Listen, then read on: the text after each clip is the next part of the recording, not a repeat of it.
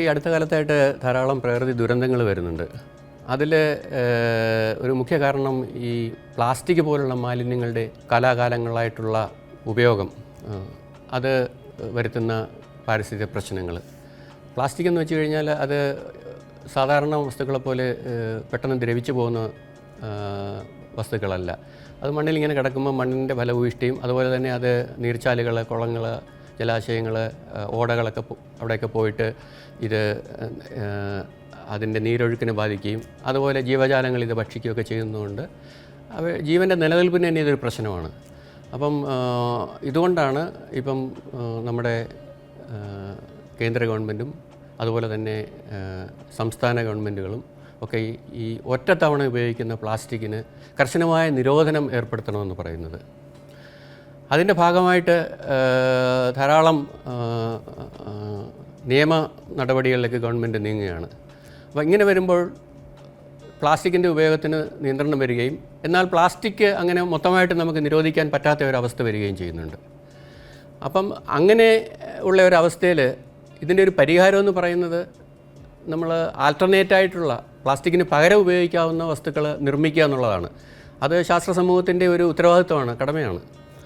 അപ്പോൾ ഇതിൻ്റെ പ്രാധാന്യത്തെ മുന്നിൽ കണ്ടുകൊണ്ടാണ് അടുത്ത കാലത്തായിട്ട് ഇവിടെ ഞങ്ങൾ ഈ national institute four inter disciplinary science and technology എന്ന് പറയുന്ന CSIRൻ്റെ കീഴിൽ പ്രവർത്തിക്കുന്ന ഒരു സ്ഥാപനം ഇതിൻ്റെ പ്രാധാന്യത്തെ കാണുകയും അപ്പം അതിനാവശ്യമായ ഗവേഷണങ്ങളിലേക്ക് നമ്മൾ പ്രവേശിക്കുകയും ചെയ്തത്.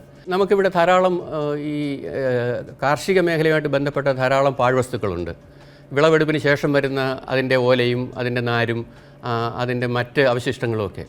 അപ്പോൾ ഇതിനെയൊക്കെ നമ്മൾ ഫലപ്രദമായിട്ട് ഉപയോഗിക്കാൻ പറ്റിയാൽ, അതിൻ്റെ പ്രോസസ്സിങ്ങിലൂടെ അതിന് ഉപയോഗിക്കാൻ പറ്റിക്കഴിഞ്ഞാൽ അതൊരു പക്ഷേ കർഷകർക്ക് ഗുണപ്രദമായിരിക്കും. അതുപോലെ തന്നെ പരിസ്ഥിതി പ്രശ്നങ്ങൾ ഉണ്ടാകാത്ത രീതിയിലുള്ള ഈ പ്ലാസ്റ്റിക്കിന് ഒരു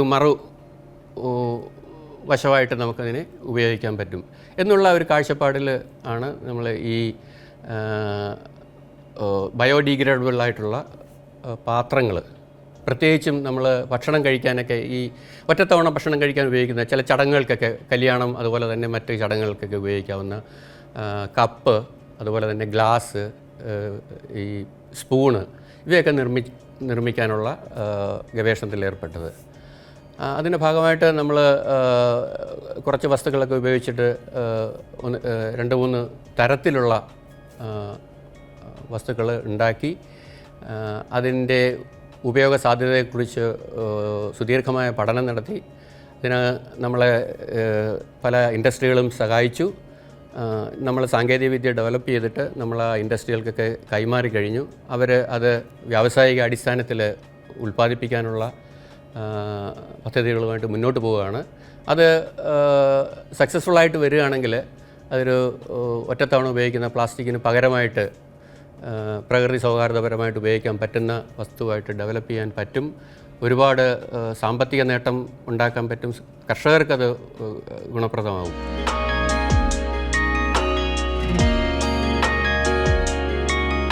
There is a huge agriculture waste in India, in all over India. So you can see there are several agriculture waste looking here. In this, majorly by using this all agriculture waste, we are converting into biodegradable tablewares. Especially this is the corn waste, which is producing huge amount of after harvesting of corn.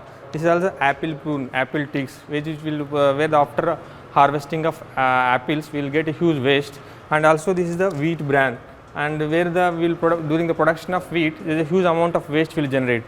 By converting these all wastes, we are converting into the biodegradable tablewares, where we are showing this tableware which can replace the single use plastic. These all biodegradable tablewares, this 100% biodegradable, which can degrade within 1 month, and also it have more than 1 year shelf life, and also it's having the good sensory, and also it will be with there is no toxic compounds, there is no chemical use in the process. During the development of the process, less waste process will generate, completely dry process. This is the advantage of CSIR and its technology.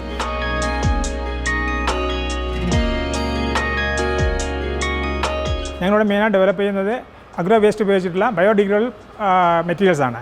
Agro waste എന്ന് പറയുമ്പോൾ നമ്മൾ സാധാരണ ഉപയോഗിക്കുന്ന wheat bran, അത് ഗോതമ്പിൻ്റെ ഉമി, rice bran, റൈസിൻ്റെ ഉമി, റൈസിൻ്റെ തവിട്, അങ്ങനെയുള്ള ലോക്കലായിട്ട് കിട്ടുന്ന ഈ അഗ്രോ വേസ്റ്റ് ഉണ്ട്. ആ വേസ്റ്റ് നമ്മൾ എങ്ങനെ നമുക്ക് ഒരു യൂസ്ഫുൾ പ്രോഡക്റ്റ്സ് ആക്കി മാറ്റാം എന്നുള്ള ഇതിലാണ് ഞങ്ങളുടെ ഇവിടെ വർക്ക് ചെയ്യുന്നത്. അപ്പോൾ compression moulding, injection moulding, different ടെക്നിക്സാണ് നമ്മൾ പ്രോഡക്റ്റ് ഉണ്ടാക്കാൻ വേണ്ടി നമ്മൾ ഉപയോഗപ്പെടുത്തിയിരിക്കുന്നത്. ഇതെല്ലാം ബയോഡിഗ്രേഡബിൾ ആണ്. ആവശ്യം കഴിഞ്ഞ് കഴിഞ്ഞാൽ നമുക്കത് ആവശ്യം പുറത്തെറിഞ്ഞ് കഴിഞ്ഞാൽ നമുക്കത് ഓട്ടോമാറ്റിക്കായിട്ട് ബയോഡിഗ്രേഡ് പോയിക്കോളും. ഇത് വേറെ അതുകൊണ്ടുള്ള ഹാംഫുള്ളായിട്ട് യാതൊന്നും ഉണ്ടാവില്ല. Plastics compared to plastic it is fully biodegradable.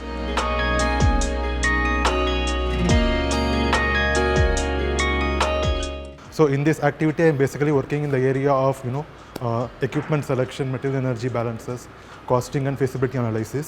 So for example, in addition to the plates that we are making, we are also producing straws. For example, we have taken the materials like palm leaves, coconut leaves, etc. and we try to make straws of something this kind using this machineries.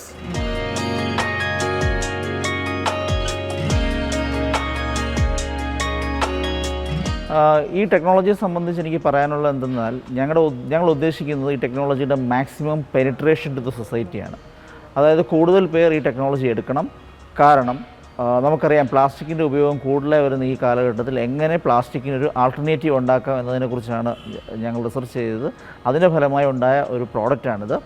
അപ്പോൾ അതിപ്പോൾ കൂടുതൽ പേർ ഇതെടുക്കുക, maximum technology penetration സംഭവിക്കുക എന്നതിലേക്കായി ഞങ്ങൾ ഇതിൻ്റെ technology transfer cost വളരെ minimum ആയിട്ടാണ് set ചെയ്തിരിക്കുന്നത്. നിങ്ങൾക്ക് ഞങ്ങളെ കോൺടാക്റ്റ് ചെയ്യാവുന്നതാണ്. തീർച്ചയായിട്ടും നിങ്ങൾക്ക് ഏറ്റവും അഫോർഡബിൾ ആയിട്ടുള്ള റേറ്റിൽ ഈ ടെക്നോളജി ഞങ്ങൾ തരാൻ തയ്യാറാണ്.